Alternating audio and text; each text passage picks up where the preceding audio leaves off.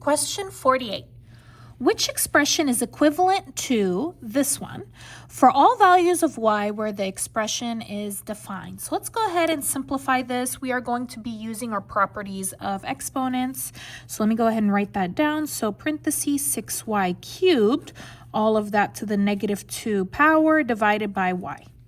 Now, the very first thing that you're going to do is you're going to do the negative power. Do you see how I have a negative? All right, you can't have a negative exponent. So if you have a negative exponent, you're going to take all of its stuff and you're going to go ahead and put it down. And when you put it down, it's going to change to the opposite.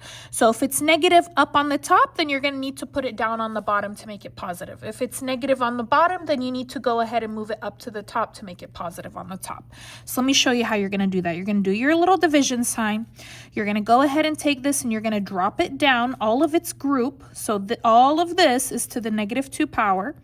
So 6y cubed, and then that is going to be positive 2. Times y. And if there's nothing on the top, you're going to go ahead and put 1. All right, now we're going to go ahead and we're going to multiply it. So I have 1, 2 parts. So I'm going to take that 2 and I'm going to go ahead and give it to every one of these. So it's going to be 1 divided by 6 squared. Nothing in the middle is times y cubed squared times y. Let's keep going. All right, I'm going to do 1 divided by 6 squared is not 6 times 2, it's 6 times 6, which is 36, times y. Here you're going to go ahead and multiply. If you have an exponent, parenthesis exponent, you're going to multiply. 3 times 2 is 6, times y. If there's no exponent, go ahead and give it a 1.